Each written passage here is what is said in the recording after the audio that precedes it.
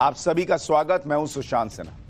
ये वो पाठशाला जहां सबकी क्लास लगती है और आज थोड़ा मेरे गले की भी क्लास लगी हुई है। बैंड बजा हुआ है, तबीयत खराब है, गला साथ नहीं दे रहा, लेकिन आपका साथ जरूरी था, इसलिए पाठशाला में हूं और थोड़ा सा इसको झेलना पड़ेगा आपको। लेकिन पहले रोज की तरह आपको बता देता हूं कि आज पाठशाला में क्या क्या है और कौन कौन सी क्लास लगेगी। मोदी ट्रंप की जोड़ी से भारत विरोधी घबराए।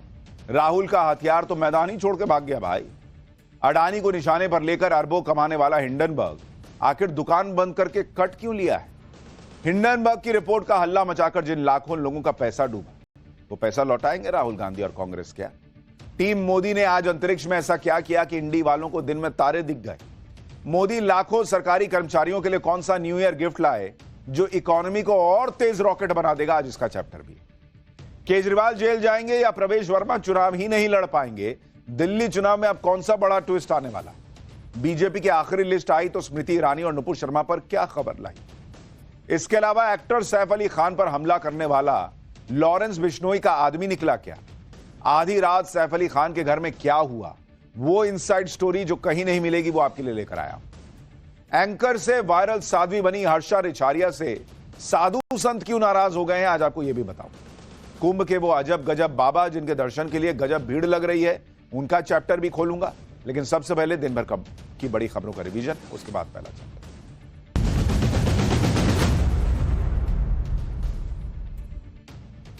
प्लेसेस ऑफ वर्शिप एक्ट के पक्ष में कांग्रेस पार्टी सुप्रीम कोर्ट पहुंच गई है। कांग्रेस ने सुप्रीम कोर्ट में याचिका लगाई है। याचिका में इस कानून को भारत के धर्मनिरपेक्ष ढांचे के लिए जरूरी बताया गया है।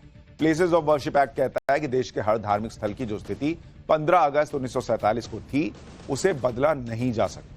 इस कानून को चुनौती देने वाली कई याचिकाएं सुप्रीम कोर्ट में लगी हैं, जिन पर 17 फरवरी को सुनवाई होनी है। इससे पहले कांग्रेस ने सुप्रीम कोर्ट में याचिका लगाकर इस कानून का बचाव किया। भारत के 5 दिन के दौरे पर आए सिंगापुर के राष्ट्रपति थरमन शनमुगरत्नम का राष्ट्रपति भवन में राजकीय सम्मान के साथ स्वागत हुआ है। इस दौरान राष्ट्रपति द्रौपदी मुर्मू और पीएम मोदी वहां पर मौजूद रहे।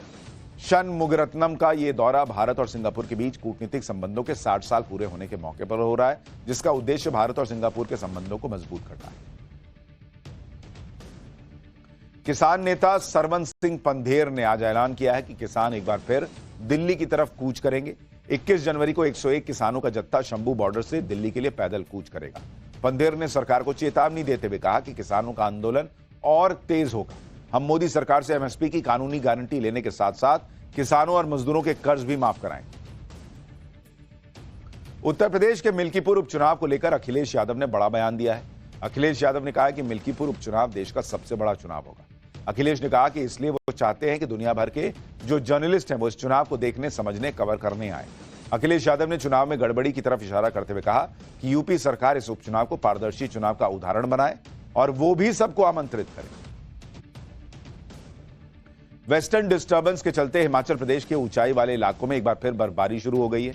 आज शिमला, कुफरी, नारकंडा, डलहौजी में हल्का स्नोफॉल हुआ। वहीं लाहौल स्पीति और रोहतांग में 2 इंच मोटी बर्फ दिखी। लाहौल स्पीति में पुलिस ने पर्यटकों और स्थानीय लोगों के लिए एडवाइजरी जारी की है। साथ ही ऊंचे पहाड़ी क्षेत्रों में न जाने की सलाह दी गई।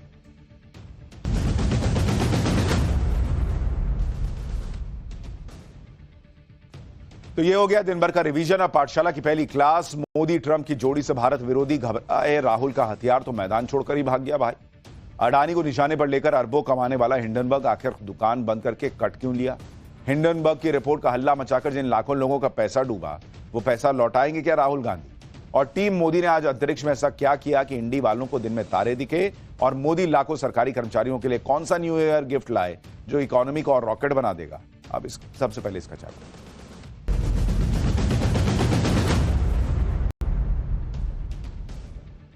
प्रधानमंत्री नरेंद्र मोदी कई बार कहते हैं कि यह भारत का टाइम है।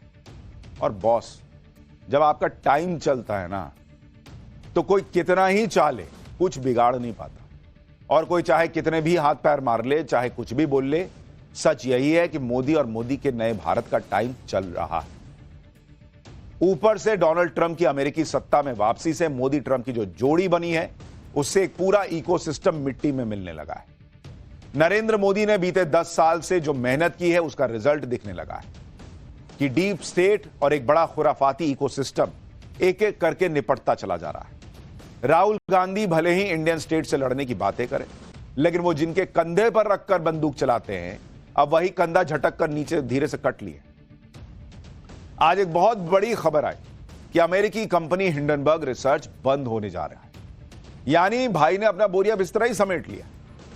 यह हिंडनबर्ग वही है जिसकी रिपोर्ट दिखा दिखाकर राहुल गांधी और कांग्रेस संसद ठप कर देते थे, नरेंद्र मोदी और गौतम अडानी पर हमला करते थे। यह वही हिंडनबर्ग है जिसकी रिपोर्ट के आधार पर राहुल गांधी ने पीएम मोदी के खिलाफ सबसे बड़ा एजेंडा चलाया और उनका कनेक्शन गौतम अडानी से जोड़ा। यह वही हिंडनबर्ग है जिसने कभी भारत के मार्केट रेगुलेटर सेबी को टारगेट किया, तो कभी भारत के सबसे बड़े उद्योगपतियों में से एक गौतम अडानी को टारगेट किया। यह वही हिंडनबर्ग है जिसने भारत की मार्केट और उसके उद्योगपतियों को टारगेट कर भारत की इकोनॉमी को बर्बाद करने के लिए पूरा जोर लगा दिया, जिससे नरेंद्र मोदी कमजोर पड़ जाएं, भारत की अर्थव्यवस्था कमजोर पड़ जाए। लेकिन बॉस, अब तो हिंडनबर्ग ने ही हाथ जोड़ लिए, दुकान समेट ली। यानी नरेंद्र मोदी के खिलाफ राहुल गांधी जिस कंपनी की रिपोर्ट को हथियार बनाते थे, उस कंपनी ने ही सरेंडर कर दिया मोदी के सामने, भारत के सामने। राहुल गांधी को तो मोदी विरोध का खाद पानी हिंडनबर्ग से मिल रहा था। अब वो खाद पानी ही बंद होगा तो मोदी विरोध की फसल कैसे लहलहाएगी? इस पर बीजेपी कह रही है कि हिंडनबर्ग की दुकान बंद हो गई तो क्या उसका ठेका राहुल गांधी को मिल गया है क्या? एक बार सुनिए बीजेपी नेता रविशंकर प्रसाद ने क्या कहा है, फिर बताता हूं कि हिंडनबर्ग हो या जस्टिन ट्रूडो, मोदी विरोधियों में हड़कंप मचा क्यों है और कैसे मोदी ट्रंप की जोड़ी का इतना खौफ बैठ गया है डीप स्टेट और उसके इकोसिस्टम में कि भाई लोग पैनिक मोड में। लेकिन पहले बीजेपी को सुनिए। आज फिर कहूंगा, हिंडनबर्ग अपनी दुकान बंद कर रहा है तो क्या राहुल जी उसकी दुकान का ठेका आपको मिल गया है क्या? मैं बहुत जिम्मेदारी से कह रहा हूं, इंडियन स्टेट के खिलाफ गैर जिम्मेदाराना हरकत कौन करता है? हिंडनबर्ग करता है। हर संसद के चुनाव सत्र के पहले एक रिपोर्ट आएगी, हंगामा बनेगा, टीवी डिबेट कराई जाएगी और उसको इश्यू बनाया जाएगा। तो दुकान तो बंद हो रही है या बंद हो गई है। चलिए, राहुल गांधी को संभालने के लिए हम लोग काफी हैं। नरेंद्र मोदी से पंगा लेना और उनके नए भारत से पंगा लेना कितना भारी पड़ सकता है, इसका ट्रेलर तो पूरी दुनिया देख चुकी है। भाई, बॉर्डर पर चीन ने भारत से टकराने की कोशिश की, लेकिन अब चीन लाइन पर आता दिख रहा है। इसी तरह आपको याद होगा मालदीव के राष्ट्रपति वो मोहम्मद मोइजू, उनकी वो भी कुर्सी संभालते ही चीन की भाषा बोलने लगे। उन्हें भी जल्द समझ में आ गया कि मोदी से पंगा लेना सही नहीं है, बॉस भाई ट्रैक पे आ गया। फिर खालिस्तानियों के चक्कर में कनाडा के पीएम जस्टिन ट्रूडो ने पीएम मोदी से दुश्मनी मोल ली। अंत में क्या हुआ? 7 जनवरी को उसी को कुर्सी छोड़नी पड़ गई भाई को। अब 15 जनवरी को अमेरिकी रिसर्च कंपनी हिंडनबर्ग ने अपने सिस्टम शट डाउन कर दिए कि हम तो जा रहे हैं भाई दुकान बंद करके। और अमेरिका में तो यह चर्चा है कि अगला नंबर जॉर्ज सोरोस का है। 20 जनवरी के बाद सोरोस की कंपनियां भी बोरिया बिस्तरा समेट लेंगी, ऐसी चर्चा चल रही है। और यह सब चर्चा इसलिए तेज हो रही है क्योंकि अमेरिका में पीएम मोदी के करीबी दोस्त डोनाल्ड ट्रंप 20 जनवरी से गद्दी संभालने वाले हैं। ट्रंप के कुर्सी पर बैठने से पहले ही नरेंद्र मोदी के दुश्मन पतली गली से निकल रहे हैं। शायद उन्हें समझ आ गया है कि जब वो अकेले नरेंद्र मोदी का कुछ नहीं बिगाड़ पाए तो फिर ट्रंप और मोदी की जोड़ी से कैसे लड़ेंगे? नामुमकिन है ये उनके लिए, इसलिए अब मोदी विरोधी सरेंडर मोड में दिख रहे हैं। हिंडनबर्ग रिसर्च कंपनी की शुरुआत साल 2017 में हुई, लेकिन सिर्फ 8 साल में हिंडनबर्ग ने अपना शटर डाउन कर दिया। हिंडनबर्ग रिसर्च के फाउंडर नैट एंडरसन ने कंपनी को बंद करने का ऐलान किया तो उन्होंने एक लंबा चौड़ा पोस्ट किया, यह बताया कि वो हिंडनबर्ग बंद क्यों कर रहे हैं। जरा सुनिए भाई ने क्या लिखा, क्यों हिंडनबर्ग बंद कर रहा है। भाई कह रहा है नैट एंडरसन कि हिंडनबर्ग को बंद करने का फैसला बहुत सोच समझ के लिया। नैट एंडरसन ने कहा कि यह बेहद निजी फैसला है, कोई खास बात नहीं है, कोई विशेष खतरा नहीं है, कोई हेल्थ इशू नहीं है, कोई बड़ा व्यक्तिगत मुद्दा नहीं है। मतलब भाई का अपना पर्सनल मूड किया तो भाई ने बंद कर दिया।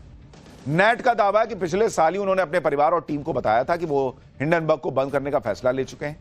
नैट ने कहा कि हम कुछ आइडिया पर काम कर रहे थे, उनके पूरा होने के बाद इसे बंद करने का प्लान था और आज वो दिन आ गया। नैट ने कहा कि हमने कुछ ऐसे साम्राज्यों को हिला दिया जिन्हें हमें झटका देने की जरूरत थी। तो भाई तुमको काहे जरूरत थी? भारत में निवेशकों का पैसा डूब जाए ये तुम्हारी कैसे जरूरत थी? और इतने लोगों का पैसा बर्बाद हुआ, इतने पैसे, लोगों का पैसा डूब गया, घर बर्बाद हुआ, तुम समेट लिए दुकान कि नहीं मेरा हो गया, अब मैं चलता हूं, दुआओं में याद रख। अरे भाई, ऐसा कौन काम करता है? कुल मिलाकर नेट ने इधर उधर की बातें खूब की, लेकिन वो इस बात का सही सही जवाब नहीं दे पाया कि आखिर क्यों उसने अचानक हिंडनबर्ग को बंद कर दिया। पर्सनल रीजन क्या होता है बॉस? तुम्हारे पर्सनल रीजन के लिए इतना पैसा बर्बाद हुआ? एंडरसन ने सब गिनवा दिया कि कोई दिक्कत नहीं है, कोई खतरा नहीं है, हेल्थ इशू नहीं है, तो बंद क्यों किया हिंडनबर्ग? तुम तो दुनिया को सुधारने निकले हो, दुनिया में गड़बड़ी क्या चल, अब दुनिया में कोई कंपनी गड़बड़ी नहीं कर रही है इसके हिसाब से, तो फिर। और 5 दिन बाद अमेरिका में सरकार बदलने वाली है, डोनाल्ड ट्रंप आने वाले हैं, तो उसके 5 दिन पहले तुम्हारा मूड गया कि नहीं अब बंद करते हैं। भाई ये नेट एंडरसन, ये हिंडनबर्ग जितनी बातें घुमा ले, सच्चाई वही है जो हमने आपको पाठशाला में बताई थी कि इनका टारगेट नरेंद्र मोदी, भारत की इकोनॉमी है, और वो इकोनॉमी जब तक नहीं गिरेगी तब तक नरेंद्र मोदी कुर्सी से कैसे हटेंगे। तो एक काम करो, जो इस देश के 2 बड़े उद्योगपति हैं उनमें से एक को टारगेट करो, 2 पिलर तो एक साथ हिलेगा नहीं, तो पहले अडानी को टारगेट करो, उसको झकझोर दो, मार्केट शेयर का गिरा दो, निवेश भाग जाए, यहां से निवेशक भाग जाए, मोदी अपने आप नीचे आ जाए। यही प्लान था इसका। और सब लोग ये समझ गए कि ट्रंप के आने के बाद या आने से ठीक पहले हिंडनबर्ग का बंद होना कोई संयोग नहीं। अब यह समझिए कि ट्रंप के आने से हिंडनबर्ग की धड़कनें बढ़ने क्यों वाली थी। दरअसल हिंडनबर्ग भी अमेरिका में जॉर्ज सोरोस और डीप स्टेट का एक प्यादा है, और ट्रंप पहले ही डीप स्टेट के खिलाफ जंग छेड़ने का ऐलान कर चुके हैं। ट्रंप के आने से पहले ही हिंडनबर्ग को संकेत मिल गए थे कि उस पर एक्शन हो सकता है।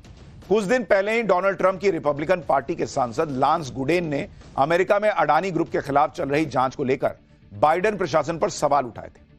ट्रंप के सांसद लांस गुडेन ने अमेरिकी अटॉर्नी जनरल मेरिक बी गारलैंड को लेटर लिखा था। कहा था कि वो गौतम अडानी से जुड़े केस में सारे दस्तावेजों को संभाल कर सुरक्षित रखें। ट्रंप के सांसद इस बात पर भड़के हुए थे कि यह आरोप लगाया था कि गौतम अडानी के खिलाफ जांच टारगेटेड है। ट्रंप के सांसद ने गौतम अडानी के खिलाफ केस में यूएस के जस्टिस डिपार्टमेंट से हिसाब मांगा था कि केस में वो क्या कर रहे हैं। ट्रंप के सांसद ने बाइडेन प्रशासन को भी याद दिलाया था कि भारत अमेरिका का कुछ बेहद भरोसेमंद पार्टनर्स में से एक है। भारत के एक टॉप उद्योगपति के खिलाफ इस तरह के एक्शन से भारत के विकास के खिलाफ एक नैरेटिव शुरू हो जाएगा। ट्रंप के सांसद ने सीधा सीधा सवाल पूछा कि क्या गौतम अडानी मामले में यूएस जस्टिस डिपार्टमेंट और जॉर्ज सोरोस के बीच कोई डील हुई है। भाई लोगों को तो समझ में आ गया भाषा से कि ये तो डील की बात कर रहा है। अब आएंगे डोनाल्ड ट्रंप, कच्चा चिट्ठा खुलेगा तो डील क्लियर हो गई, फिर क्या करेंगे।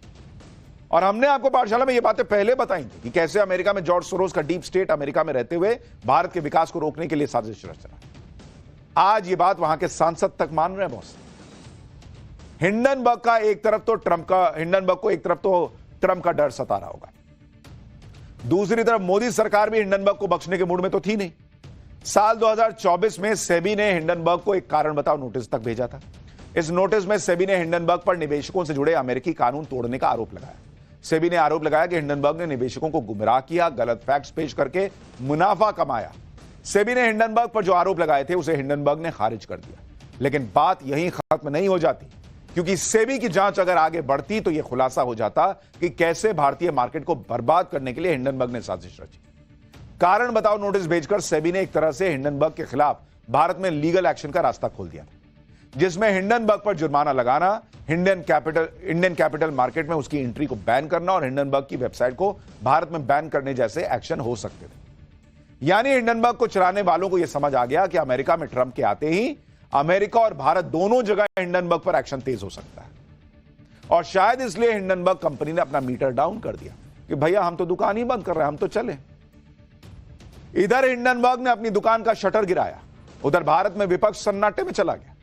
भारत को लेकर हिंडनबर्ग एक पन्ने की भी रिपोर्ट जारी कर दे, अरे बाप रे बाप, यहां राहुल गांधी और कांग्रेस पूरा आसमान सिर पे उठा लेते थे।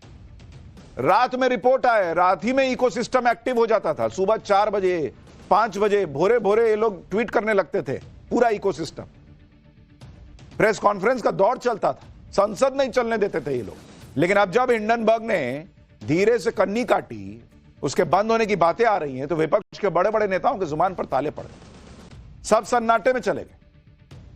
कांग्रेस की तरफ से जयराम रमेश ने एक बयान जारी कर दिया, कह दिया कि हिंडनबर्ग रिसर्च के बंद होने का किसी भी तरह से यह मतलब नहीं है कि मोदानी को क्लीन चिट मिल गई। तो क्या मतलब है इसका?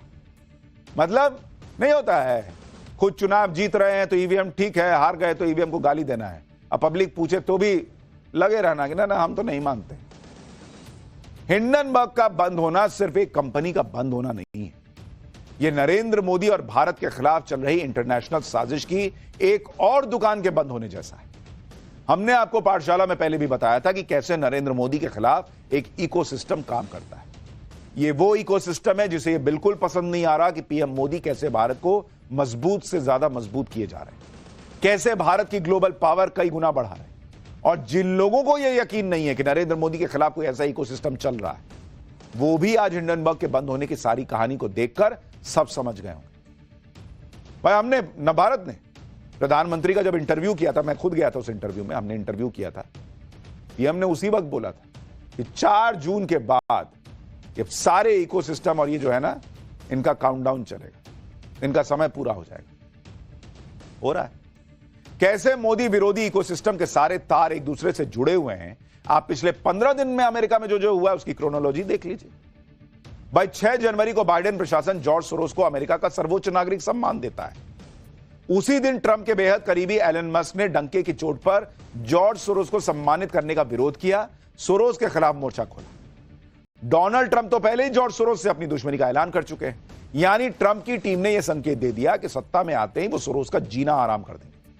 अब इस खतरे का संकेत मिलने के कुछ ही दिन बाद यह खबर आती है कि हिंडनबर्ग कंपनी अचानक बंद हो गई और हिंडनबर्ग के पीछे जॉर्ज सोरोस का ही हाथ है। सोरोस से जुड़ी कंपनियां हिंडनबर्ग को फंड करती थी।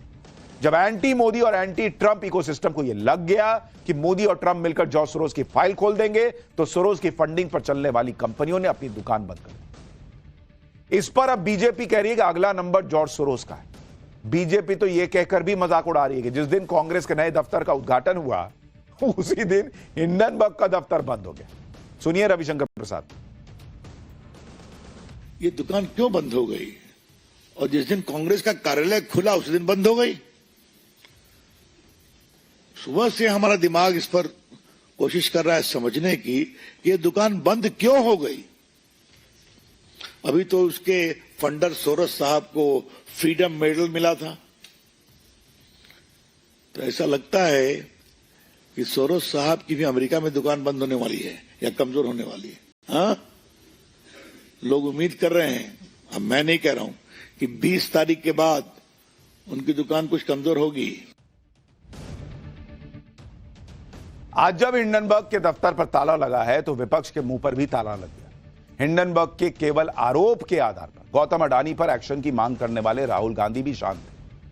आज राहुल गांधी ने कुछ नहीं कहा, जबकि राहुल गांधी और उनकी टीम ने हिंडनबर्ग की रिपोर्ट पर जो बवाल काटा था उसकी भारी कीमत आम जनता को चुकानी पड़ी थी। आपको मैं याद दिलाता हूं, आज राहुल गांधी कुछ नहीं बोल रहे हैं, लेकिन उन्होंने जो बोला, उन्होंने जो किया, जो हंगामा काटा, उससे उन्होंने अडानी को टारगेट तो कर लिया।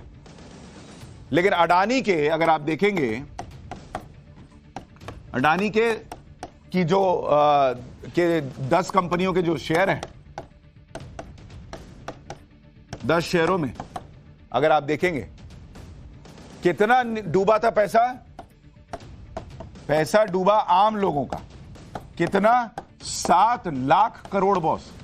और वो आदमी कह रहा है कि मेरा मन है, मेरा निजी कारण है, मैं समेट लिया, दुकान चल रहा हूं। 7 लाख करोड़ रुपया डूब गया पब्लिक का। और आज राहुल गांधी से बोलते नहीं बन रहा है। आज राहुल गांधी से सवाल है कि आम लोगों का जो ये पैसा डूबा, आप भी छाती पीट रहे थे ना, आपकी कांग्रेस पार्टी भी पीट रही थी, ये पैसा कौन भरेगा बॉस? वो तो समेट के दुकान चल दिया। आपने कहा एलआईसी का पैसा डुबा दिया नरेंद्र मोदी, उसमें जो लोगों को पैनिक अटैक आया होगा, जिनका पैसा डूबा होगा, वो देगा कोई? धीरे से सब अपना मुंह सिल लिए, मुंह सिलने से होगा। एक तरफ राहुल गांधी हैं जिनकी राजनीति के चक्कर में आम निवेशकों का पैसा डूब गया। बॉस आप चुप हो जाइए, लेकिन जो जिसका पैसा गया है ना, उसकी हाय लगेगी उन लोगों को जिन्होंने हिंडनबर्ग का नाम ले लेके हंगामा किया था। दूसरी तरफ पीएम मोदी हैं। आप देखिए बॉस, देश के लिए सोच रहे हैं, देश के लिए काम कर रहे हैं, बड़ी बड़ी उपलब्धियां देश के लिए हो रही हैं इस वक्त। आज पीएम मोदी ने केंद्र सरकार के कर्मचारियों को गजब बड़ी खबर दे दी। राहुल गांधी और कांग्रेस के चक्कर में पैसा डूबा था, मोदी के चक्कर में पैसा बढ़ने वाला है। मोदी ने सरकारी कर्मचारियों के लिए 8वें वेतन आयोग के गठन को मंजूरी दी है।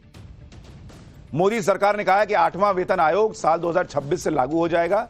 दरअसल हर 10 साल में नया वेतन आयोग आता है, जिसके जरिए केंद्र सरकार के कर्मचारियों की सैलरी बढ़ती है। 7वां वेतन आयोग 2016 में आया था। अभी इसी के हिसाब से सैलरी मिलती है, लेकिन 8वां वेतन आयोग लागू होने के बाद कर्मचारियों की सैलरी में बड़ा इजाफा होगा। अभी अगर आप देखेंगे,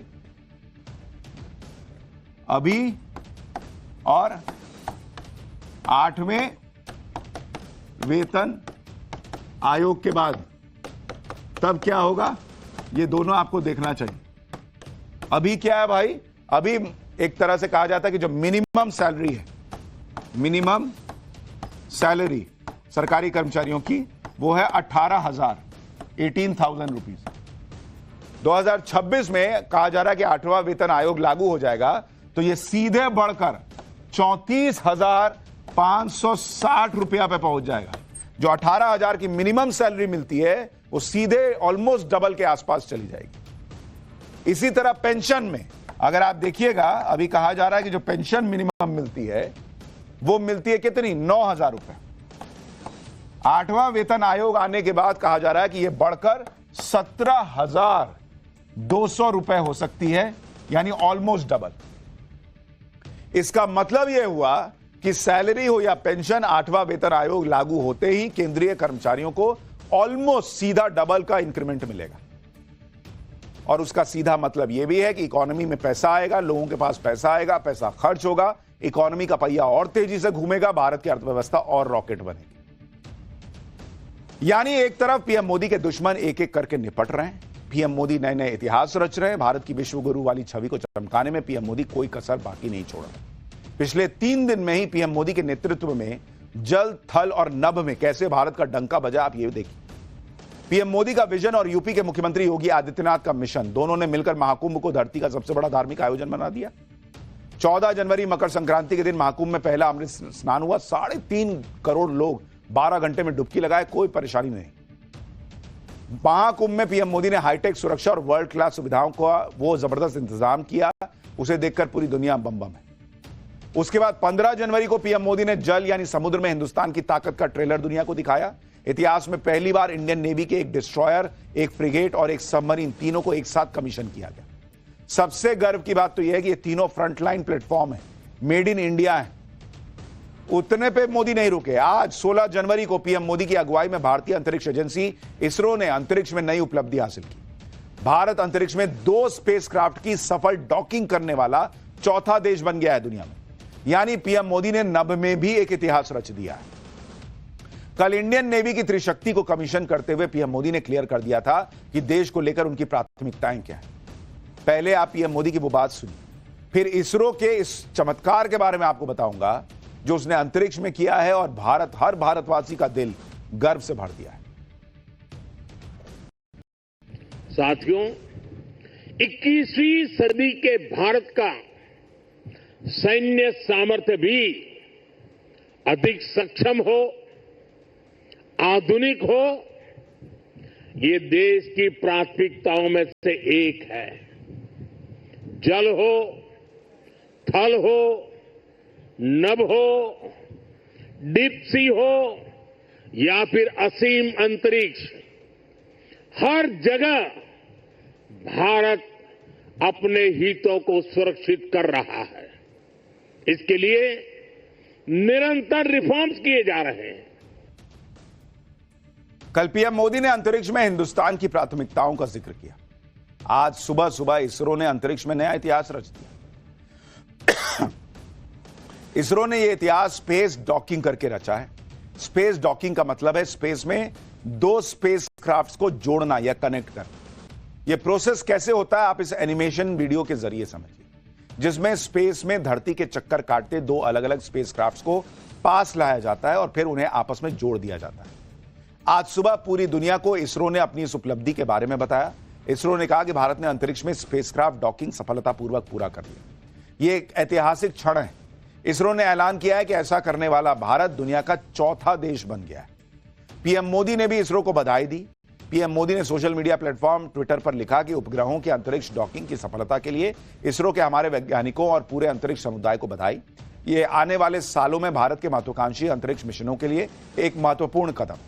वैसे तो इसरो के नाम पर कई रिकॉर्ड पहले से ही दर्ज हैं, लेकिन इस बार इसरो ने अंतरिक्ष में जो झंडा गाड़ा है वो भारत के स्पेस मिशन में मील का पत्थर साबित होगा। कैसे साबित होगा ये भी आपको बताऊंगा। पहले आपको बताता हूं इसरो ने अंतरिक्ष में जो कमाल किया वो किया कैसे। दरअसल इसरो ने 30 दिसंबर 2024 को श्रीहरिकोटा के सतीश धवन स्पेस सेंटर से space docking experiment mission launch किया, जिसे स्पेड एक्स का नाम दिया गया। इस मिशन में PSLV C-60 रॉकेट से 2 स्पेसक्राफ्ट को पृथ्वी की निचली कक्षा में डिप्लॉय किया गया, जिनमें एक स्पेसक्राफ्ट का नाम है चेजर और दूसरे का नाम है टारगेट। आज यानी 16 जनवरी को वो ऐतिहासिक दिन आया जब कामयाबी के साथ स्पेस डॉकिंग करके भारत ने अंतरिक्ष के इतिहास में एक बार फिर अपना नाम सुनहरे अक्षरों में दर्ज करवा दिया। लेकिन यह सब इतना आसान नहीं था। जिनको लग रहा है कि इसमें क्या है, मेरी गाड़ी खराब होती है तो पड़ोसी की गाड़ी या कोई जा रहा है तो उसका ऐसे आगे लगा के खींच देता है गाड़ी, इसमें क्या है, दोनों सट गए तो। इतना आसान नहीं होता स्पेस जितना एनिमेटेड वीडियो में दिख रहा है। अंतरिक्ष में घूमते टहलते 2 स्पेसक्राफ्ट को नजदीक लाना और फिर दोनों को आपस में जोड़ देना, इसके लिए चाहिए होता है परफेक्शन, क्योंकि एक जरा सी चूक पूरे मिशन को बर्बाद कर सकती थी। आप सोचिए जरा, दोनों स्पेसक्राफ्ट धरती से 470 किलोमीटर ऊपर आगे पीछे घूम रहे थे। दोनों स्पेसक्राफ्ट की रफ्तार करीब 28,800 किलोमीटर प्रति घंटा तक हो गई थी। यानी दोनों स्पेसक्राफ्ट बुलेट की स्पीड से 10 गुना ज्यादा स्पीड से धरती का चक्कर लगा रहे थे। इतनी स्पीड में आप सोचिए, तो जितना उसमें एनिमेटेड वीडियो में दिख रहा है उतना आसान है नहीं। 28,800 किलोमीटर की रफ्तार से भाग रहे 2 स्पेस एयरक्राफ्ट की डॉकिंग में छोटी सी मिस्टेक बड़ी भारी साबित हो सकती है और स्पेस क्राफ्ट आपस में टकराकर अंतरिक्ष में भस्म हो सकते थे। आप इसे ऐसे समझिए कि 2 कारें सड़क पर आगे पीछे चल रही हैं, दोनों ही कारों की स्पीड सेम है और बहुत तेज है। अब टास्क यह है कि दोनों कारों को आपस में जोड़ना है, लेकिन शर्त यह है कि कारों के बीच टक्कर नहीं होनी चाहिए। समझ रहे हैं आप? दोनों स्पेसक्राफ्ट को जोड़ना कितना चैलेंजिंग था। लेकिन भारत के साइंटिस्ट एक बार जो ठान लेते हैं फिर चाहे मिशन कितना ही मुश्किल क्यों ना हो। इस मिशन में भी मुश्किलें आई। 7 जनवरी को इस मिशन में दोनों स्पेसक्राफ्ट को कनेक्ट किया जाना, लेकिन इसे टालना पड़ा। फिर 9 जनवरी को भी तकनीकी दिक्कतों के कारण डॉकिंग टाली गई। 12 जनवरी को दोनों स्पेसक्राफ्ट को 3 मीटर तक पास लाकर डॉकिंग का ट्रायल किया गया। आज जाकर यह संभव हो पाया।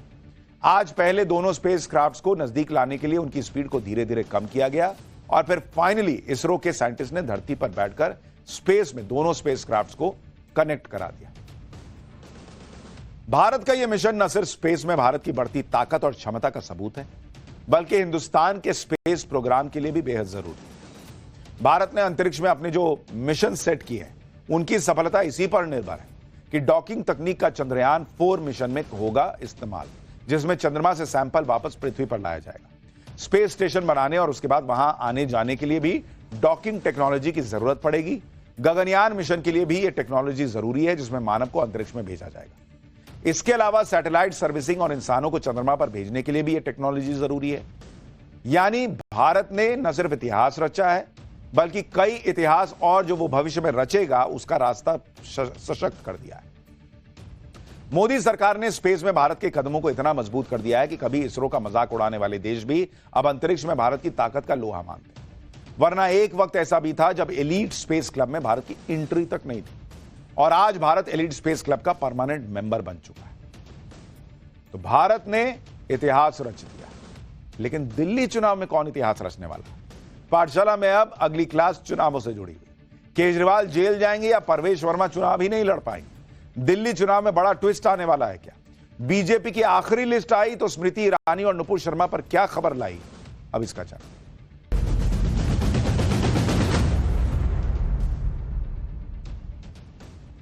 इससे पहले दिल्ली में कई विधानसभा चुनाव हुए, लेकिन कड़ाके की ठंड के बीच जिस तरह की गर्मा गर्मी इस बार है वो पहले कभी नहीं देखने को मिली। जैसे जैसे वोटिंग की तारीख नजदीक आ रही है, दिल्ली चुनाव अद्भुत बनता जा रहा है।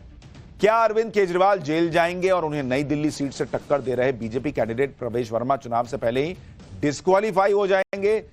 नई दिल्ली सीट से केजरीवाल के खिलाफ लड़ाई में प्रवेश वर्मा ने अपनी पत्नी को क्यों उतारा, यह सवाल क्यों पूछा जा रहा है? बीजेपी की आखिरी लिस्ट आई तो स्मृति ईरानी और नुपुर शर्मा पर क्या खबर लाई, आज आपको यह सब बताऊंगा।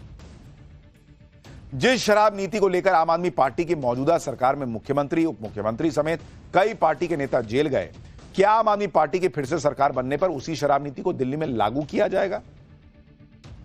चुनाव आयोग को दिल्ली चुनाव में चल रहे पोस्टर वॉर पर क्यों निर्देश जारी करना पड़ा? ऐसे कई सवाल हैं जिनके जवाब आज पाठशाला में आपको मिलेंगे। लेकिन सबसे पहले बात दिल्ली की सबसे हॉट सीट मानी जा रही नई दिल्ली सीट पर आम आदमी पार्टी के कैंडिडेट अरविंद केजरीवाल और बीजेपी कैंडिडेट प्रवेश वर्मा के बीच जारी सियासी संग्राम। आम आदमी पार्टी प्रवेश वर्मा पर लगातार मॉडल कोड ऑफ कंडक्ट की धज्जियां उड़ाने का आरोप लगा दिया। आज इन्हीं सारे आरोपों पर अरविंद केजरीवाल ने ट्वीट किया। उन्होंने लिखा कि बेचारे प्रवेश वर्मा जी डिस्क्वालीफाई होने की पूरी कोशिश कर रहे हैं, पर चुनाव आयोग है कि मानता ही नहीं है। प्रवेश वर्मा के लिए अरविंद केजरीवाल ने यह बातें इसलिए कही क्योंकि कल ही चुनाव आयोग ने प्रवेश वर्मा के खिलाफ केस दर्ज करने का आदेश दिया और अगर आम आदमी पार्टी की तरफ से लगाए गए आरोप सही साबित होते हैं तो यह मॉडल कोड ऑफ कंडक्ट के उल्लंघन का मामला बन सकता है। ऐसे में प्रवेश वर्मा भी कोई रिस्क लेते नहीं दिख रहे। उन्होंने बैकअप के तौर पर नई दिल्ली सीट से अपनी पत्नी स्वाति सिंह का भी नॉमिनेशन करवा दिया है। बीजेपी सूत्रों का दावा है कि अगर प्रवेश वर्मा का नॉमिनेशन मंजूर हो जाएगा तो उनकी पत्नी स्वाति सिंह अपना नाम वापस ले सकती हैं और इसमें कुछ नया नहीं है। चुनावों से पहले ऐसा होता रहा है, इसके लिए चुनाव आयोग के नियम को समझना जरूरी है। दरअसल representation of the people act 1951 की धारा 123 के सब सेक्शन 1A के मुताबिक अगर कैंडिडेट या उसके चुनावी एजेंट किसी वोटर को गिफ्ट देते या फिर भ्रष्ट आचरण की कैटेगरी में आता है तो चुनाव में किसी कैंडिडेट के पक्ष में वोट देने के लिए वोटर को प्रभावित करने के मकसद से कैश या गिफ्ट देने वाले के खिलाफ आपराधिक कार्रवाई का प्रावधान है और यह दंडनीय अपराध है। ऐसे में कैंडिडेट का नॉमिनेशन रद्द होने का भी खतरा रहता है। आम आदमी पार्टी की तरफ से लगातार हो रहे अटैक के बीच आज प्रवेश वर्मा ने भी अरविंद केजरीवाल पर बड़ा हमला बोला। प्रवेश वर्मा ने दावा किया कि केजरीवाल कभी दोबारा मुख्यमंत्री बन ही नहीं सकते। ऐसे में आम आदमी पार्टी को बताना चाहिए कि उनका सीएम कैंडिडेट कौन है। प्रवेश वर्मा ने ट्वीट किया कि सुप्रीम कोर्ट ने पहले से ही आरोपी अरविंद केजरीवाल को डिस्क्वालीफाई कर रखा। आरोपी केजरीवाल की तिहाड़ से जमानत पर जो शर्तें रखी गई, पहली शर्त आरोपी केजरीवाल दिल्ली सचिवालय नहीं जा सकता, गया तो वापस जेल। दूसरी शर्त आरोपी केजरीवाल सीएम ऑफिस नहीं जा सकता, गया तो जेल होगी। तीसरी शर्त आरोपी केजरीवाल कोई सरकारी फाइल साइन नहीं कर सकता, साइन करी तो फिर जेल होगी।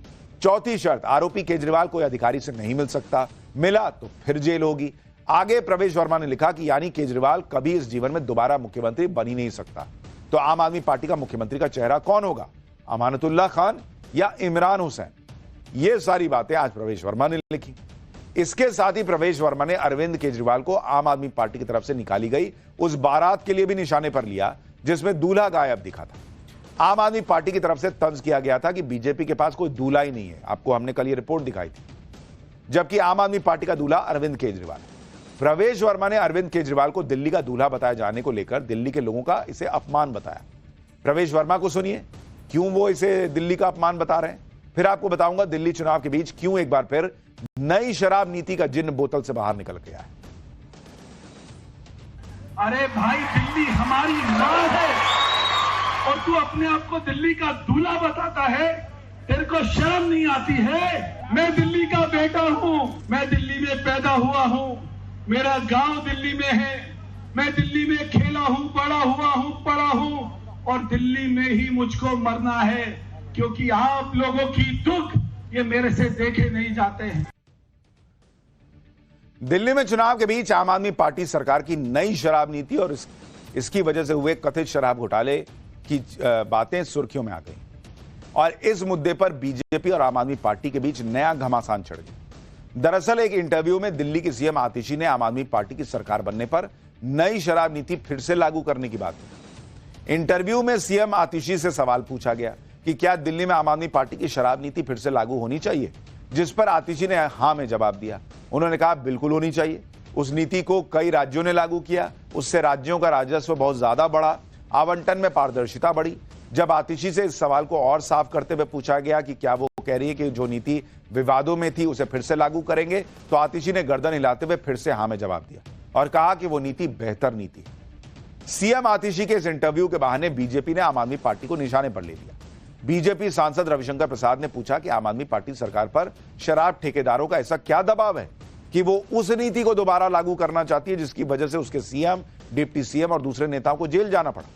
सुनिए रविशंकर प्रसाद। अन्ना हजारे के आशीर्वाद से उपजे जन आंदोलन में नैतिकता की दुहाई देने वाली पार्टी क्या पहली प्राथमिकता शराब हो गई है? ये तो देखा ही नहीं हमें आज तक।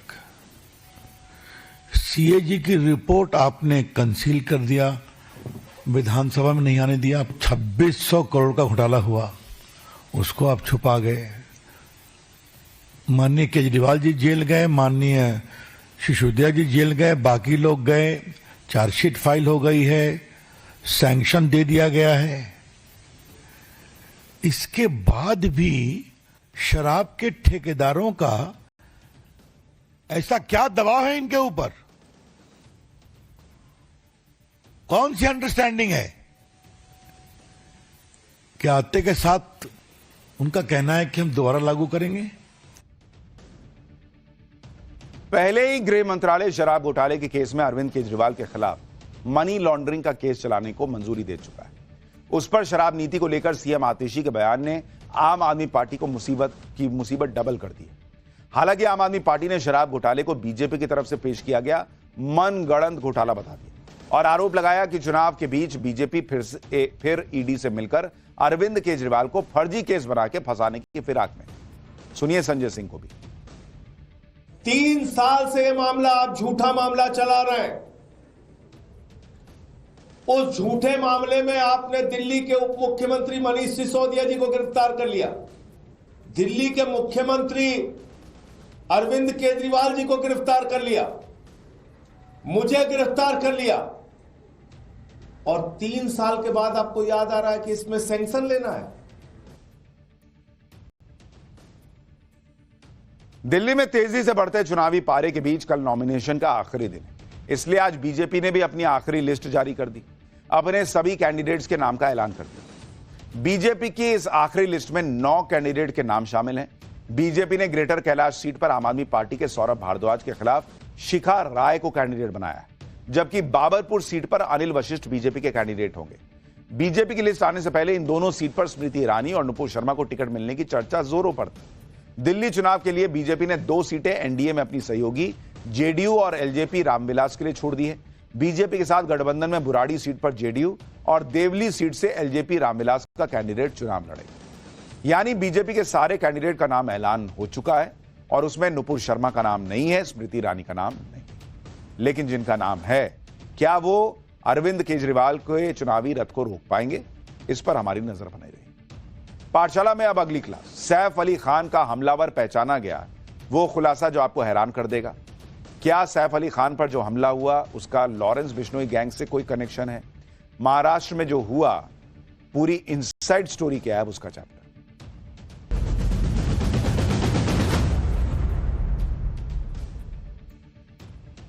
बॉलीवुड एक्टर सैफ अली खान की चर्चा आज दिन भर होती रही। सैफ अली खान के घर में घुसकर हमलावर ने सैफ पर हमला कर दिया, जिसमें सैफ अली खान गंभीर रूप से घायल हो गए।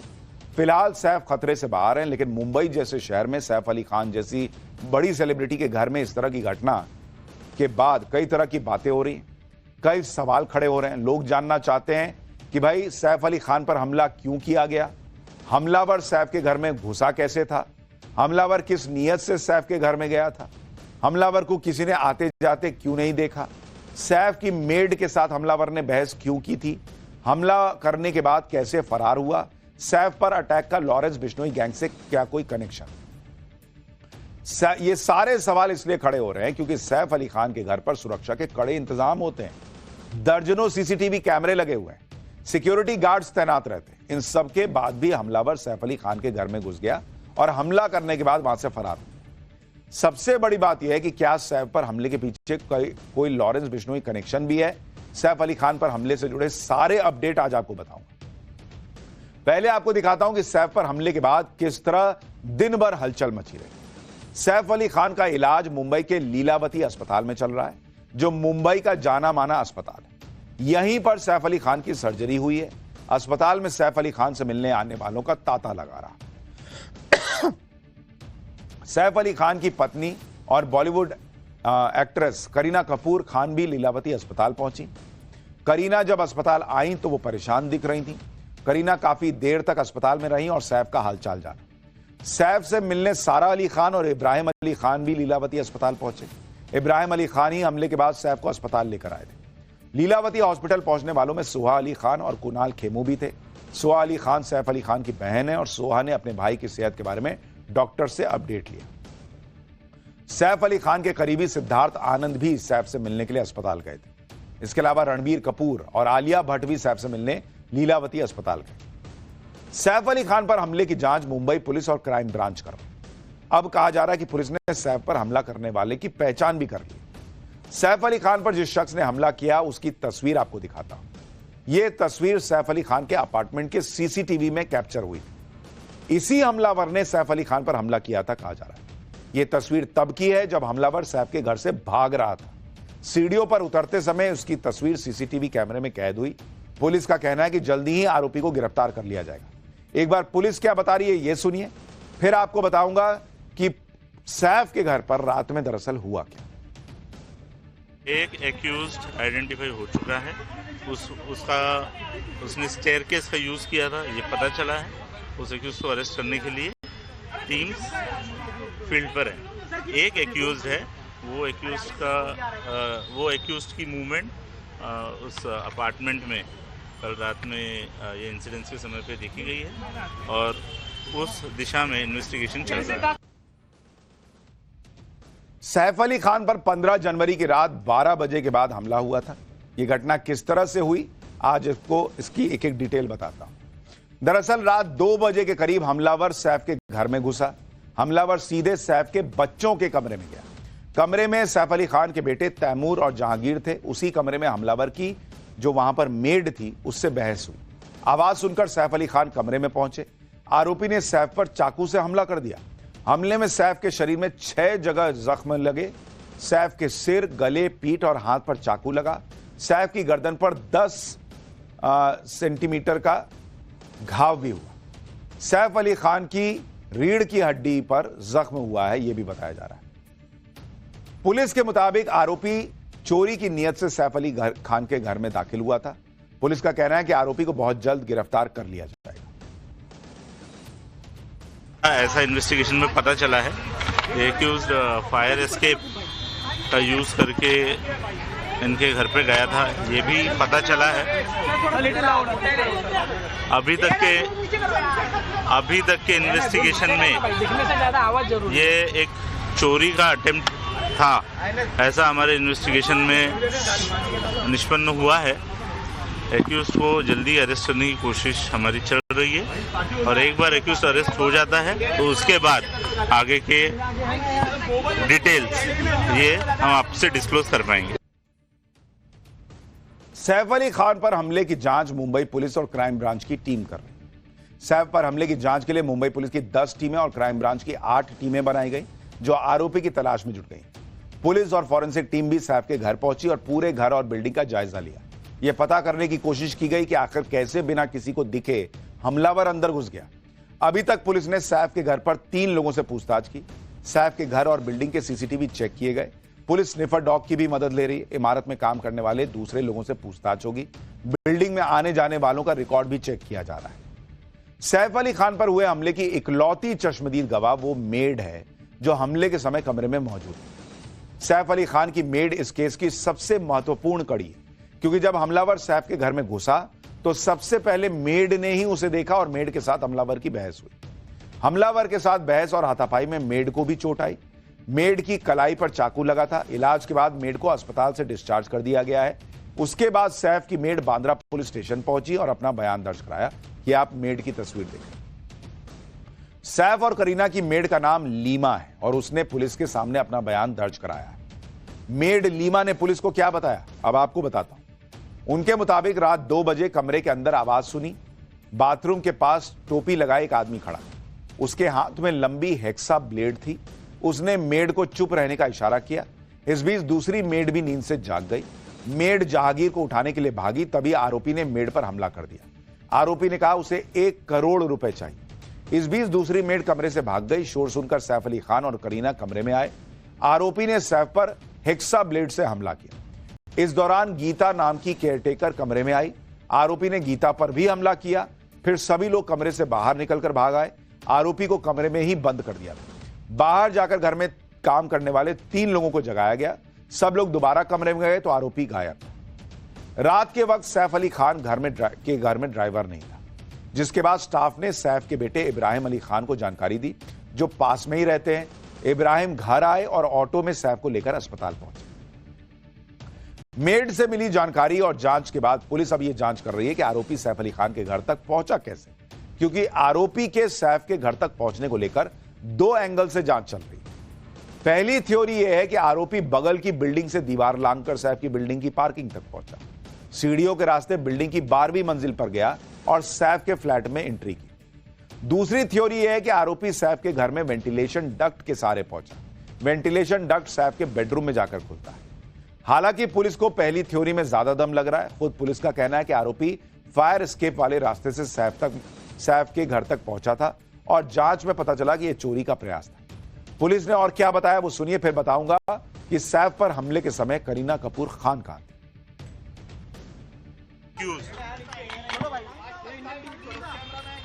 एक्टर के घर पे गया था, ऐसा इन्वेस्टिगेशन में पता चला है। एक्यूज्ड फायर एस्केप का यूज करके इनके घर पे गया था, ये भी पता चला है। अभी तक के इन्वेस्टिगेशन में ये एक चोरी का अटेम्प्ट था, ऐसा हमारे इन्वेस्टिगेशन में निष्पन्न हुआ है। सैफ अली खान पर हमले से थोड़ी देर पहले करीना कपूर खान एक पार्टी में थी। करीना कपूर खान ने इसके बारे में सोशल मीडिया पर पोस्ट भी किया था। करीना ने अपनी इंस्टाग्राम स्टोरी पर करिश्मा कपूर, अनिल कपूर की बेटी और सोनम कपूर और रिया कपूर के साथ एक गर्ल्स नाइट की तस्वीर शेयर की। इस तस्वीर में वाइन ग्लास, कैंडल्स और 3 महंगे हैंडबैग नजर आ रहे थे। हमले के बाद करीना का एक वीडियो भी सामने आया, जिसमें वो अपार्टमेंट के बाहर से स्टाफ से बात करते हुए घबराई हुई नजर आ रही।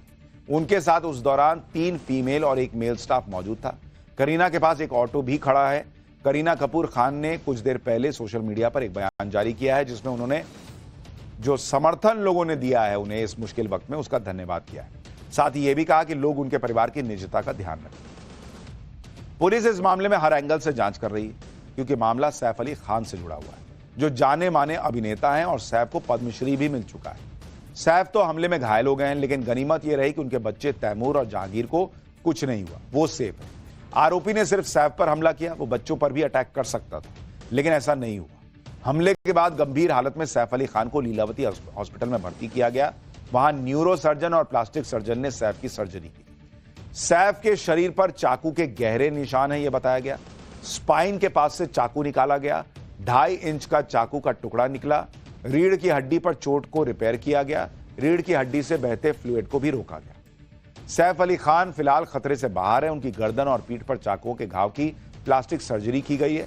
डॉक्टर्स का कहना है कि कल सैफ को आईसीयू से बाहर शिफ्ट किया जाएगा और हो सकता है 1-2 दिन में डिस्चार्ज भी कर दिया जाए। He is completely stable now. He is in a recovery mode and he is completely out of danger. We will shift him out of ICU tomorrow morning and maybe we will be planning discharge in a day or 2. Thank you. इधर सैफ अली खान पर हुए हमले को लेकर राजनीति भी हो रही है। शिवसेना, उद्धव गुट और AIMIM ने सैफ पर हमले के बाद महाराष्ट्र सरकार पर सवाल उठाए। कानून व्यवस्था के मुद्दे पर सरकार को घेरने की कोशिश की, लेकिन दिल्ली के मुख्यमंत्री अरविंद केजरीवाल ने तो सैफ पर हमले को लेकर बड़ा बयान दे दिया। केजरीवाल ने इशारों में इस हमले के पीछे लॉरेंस बिश्नोई का हाथ होने की बात कही। सुनिए अरविंद केजरीवाल को, फिर बताऊंगा सैफ पर हुए हमले का लॉरेंस बिश्नोई गैंग से कोई कनेक्शन है या नहीं। और ये जो चल रहा है, ऐसे लगता है चारों तरफ से खबरें आ रही हैं कि गुजरात की जेल में बैठ के एक गैंगस्टर खुलेआम फिरौती कर रहा है, खुलेआम शूटआउट के ऑर्डर दे रहा है। देश भर में अन्य गैंगस्टर खुलेआम अपना अपना राज चला रहे हैं। ऐसे चल रहा है कि लग रहा है कि जो क्रिमिनल्स हैं, उन क्रिमिनल्स की मौजूदा सरकारों के अंदर अच्छी खासी पैठ है। सैफ अली खान के जीवन में कई विवाद हुए, लेकिन एक विवाद ऐसा है जिसकी वजह से सैफ अली खान का लॉरेंस बिश्नोई के साथ कनेक्शन निकाला जा रहा है और इसी वजह से सोशल मीडिया पर सैफ पर हुए हमले को लॉरेंस बिश्नोई के साथ भी जोड़ा जा रहा है। दरअसल 1998 में जोधपुर में हम साथ साथ हैं फिल्म की शूटिंग चल रही थी। आरोप है कि इसी दौरान सलमान ने काले हिरण मारे थे और शिकार के वक्त फिल्म के बाकी एक्टर्स मौजूद थे। सैफ तबू पर सलमान को उकसाने के आरोप लगे थे। बिश्नोई समाज काले हिरण को पवित्र मानता है और गैंगस्टर लॉरेंस बिश्नोई समाज से आता है। सलमान खान तभी से लॉरेंस के टारगेट पर हैं। बिश्नोई गैंग ने सलमान के घर पर भी फायरिंग की थी। सोशल मीडिया पर एक पोस्ट भी वायरल हुआ था जिसमें लिखा था, जो सलमान की मदद करेगा उसका यही हश्र होगा। अब इसीलिए लॉरेंस बिश्नोई गैंग का नाम जोड़ा जा रहा है। हालांकि पुलिस इन सारी बातों को सिर्फ सोशल मीडिया की थ्योरी मान रही है। अभी तक की जांच में इस केस से लॉरेंस का कनेक्शन कहीं भी नहीं निकला है और महाराष्ट्र के मुख्यमंत्री देवेंद्र फडणवीस ने सैफ पर हुए हमले को लेकर कई बातें साफ कर दी। सीएम देवेंद्र फडणवीस ने कहा है कि सैफ पर हुए हमले के पीछे क्या वजह थी, यह सबको पता चल चुकी है और पुलिस जल्दी ही आरोपियों को पकड़ लेगी। लेकिन जो आज घटना हुई उसके बाद सब लोग शॉक्ड थे। पाठशाला में अब अगला चैप्टर। एंकर से वायरल साध्वी बनी हर्षा रिछारिया से साधु संत क्यों नाराज हो गए? कुंभ के वो अजब गजब बाबा जिनके दर्शन के लिए गजब भीड़ लग रही है, अब उसका चैप्टर।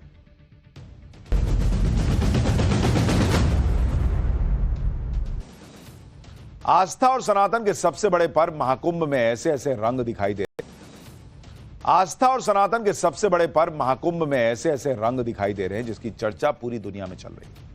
सबसे ज्यादा हैरानी तो इस बात से हो रही है कि पिछले 4 दिनों में 5 करोड़ से ज्यादा लोग संगम में आस्था की डुबकी लगा चुके हैं। महाकुंभ में इस बार 144 साल बाद ऐसा अद्भुत संयोग आया कि हर सनातनी की इच्छा है कि इस बार आध्यात्मिक अवसर का लाभ उठाया जाए।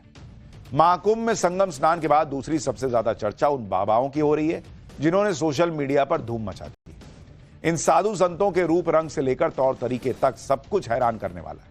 इनके पहनावे से लेकर इनके कठोर साधना ने हर किसी का ध्यान अपनी तरफ खींचा है। इनमें एक बाबा तो ऐसे हैं जो कांटों पर आराम करते हैं, कांटों पर।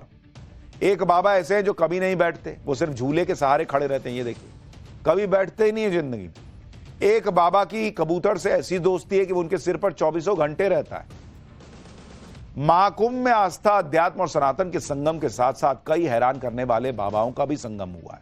आज आपको इन बाबाओं की अजीबोगरीब आदतों के बारे में बताने से पहले उनकी एक झलक दिखाता हूं ताकि आप भी सनातन के अलग अलग रंग के बारे में जान सकें, फिर आपको विस्तार से बताऊं। हैरान करने वाले बाबाओं के बीच दूसरी सबसे बड़ी चर्चा हर्षा रिछारिया और आईआईटी वाले बाबा के रूप में फेमस हुए अभय सिंह की ओर। इसमें हर्षा रिछारिया अपनी एंकरिंग और ग्लैमर का करियर छोड़कर आई हैं। दूसरी तरफ अभय सिंह हैं जो आईआईटी से पढ़ाई करने के बाद अपनी लाखों रुपए की सैलरी वाले पैकेज को छोड़कर बैरागी बन गए। आज के जमाने में जहां आईआईटी में एडमिशन लेना ज्यादातर स्टूडेंट्स का सपना होता है, वहां ये अपना जमा जमाया शानदार करियर छोड़कर सनातन की खोज में बैरागी बने। इनके बारे में भी आगे बताऊंगा, लेकिन उससे पहले बात हर्षा रिछारिया की कर लेते हैं, जो महाकुंभ में आने के बाद सोशल मीडिया से लेकर न्यूज चैनल तक बैठी हुई दिखाई दी थी। यहीं से हर्षा सोशल मीडिया पर अचानक वायरल हुई थी। इस दौरान हर्षा रिछारिया बालों में जटा, माथे पर चंदन का टीका और गले में स्फटिक की माला पहने हुए रथ पर दिखी थी। इस तस्वीर ने सोशल मीडिया पर हलचल मचा दी। उनके अलग रूप को देखकर लोग जो है सोशल मीडिया पर चर्चाएं करने लगे। लोगों ने हर्षा के इस रूप को देखकर उन्हें महाकुंभ की सबसे सुंदर साध्वी का भी नाम दे दिया। हालांकि हर्षा खुद को साध्वी नहीं मानती, लेकिन हर्षा के इस रूप और संतों के साथ रथ में बैठने से महाकुंभ में कौंटा रिछारिया महामंडलेश्वर के शाही रथ पर बैठी हुई दिखी। हर्षा के संतों के साथ शाही रथ पर बैठने पर विवाद हुआ है। इस पर शंकराचार्य स्वामी अभिमुक्तेश्वरानंद सरस्वती ने हर्षा रिछारिया पर सवाल उठाए। इनके अलावा शांभवी पीठाधीश्वर स्वामी आनंद स्वरूप महाराज ने हर्षा के शाही रथ पर बैठने पर नाराजगी जताई। साधु संतों ने कहा कि इस तरह की परंपरा गलत है। हर्षा रिछारिया को संतों के साथ शाही रथ पर जगह नहीं दी जानी चाहिए थी। शंकराचार्य स्वामी अभिमुक्तेश्वरानंद ने हर्षा रिछारिया की आलोचना करते हुए कहा कि जो अभी तक यह तय नहीं कर पाया है कि उसे शादी करनी है या संन्यास की दीक्षा लेनी है, उसे संत महात्माओं के शाही रथ पर जगह देना सही नहीं था। महाकुंभ में धर्माचार्यों को इस तरह के विवाद से बचना चाहिए। जिनका भगवा पहनने का अधिकार नहीं है, उन्हें भगवा पहनने की अनुमति नहीं देनी चाहिए। वो श्रद्धालु के तौर पर शामिल होती तब भी ठीक था, लेकिन भगवा कपड़े में शाही रथ पर बिठाना पूरी तरह गलत है। यहां चेहरे की सुंदरता दिखाने का स्थान नहीं है। अगर कोई ऐसा कर रहा है तो इस धर्म के क्षेत्र को विकृत कर रहा है। महाकुंभ में चेहरे की सुंदरता मायने नहीं रखती। महाकुंभ में हम हृदय को निर्मल बनाने के लिए आते हैं। भगवा वस्त्र धारण करना गलत है। पुलिस का ड्रेस वही पहन सकता है जो भर्ती हो चुका। इसलिए जब आप दीक्षा ले ले तभी भगवा पहनिए, उससे पहले भगवा को कलंकित मत कीजिए। स्वामी अभिमुक्तेश्वरानंद के अलावा शांभवी पीठाधीश्वर स्वामी आनंद स्वरूप ने भी हर्षाचार्य को लेकर अपनी नाराजगी दिखाई। स्वामी आनंद स्वरूप ने कहा कि साधु संत त्याग का स्वरूप होते हैं भाई, उनमें लोभ मोह भोग नहीं होना चाहिए। इससे समाज में गलत संदेश फैलता है। धर्म को प्रदर्शन का हिस्सा बनाना खतरनाक है। साधु संतों को इससे बचना चाहिए, नहीं तो इसके गंभीर परिणाम भुगतने होंगे। स्वामी आनंद स्वरूप महाराज के इस बयान के बाद हर्षाचार्य बहुत दुखी हैं। उनके आंखों से आंसू नहीं रुक रहे। हर्षा का कहना है कि कुछ लोग उन्हें कुंभ में देखना ही नहीं चाहते। उन्होंने यहां तक कह दिया कि स्वामी आनंद स्वरूप ने ऐसा बयान देकर एक पाप किया है। हर्षा तो ये भी कह रही हैं कि वो अब कुंभ से चली जाएंगी। एक बार हर्षा को भी सुनिए।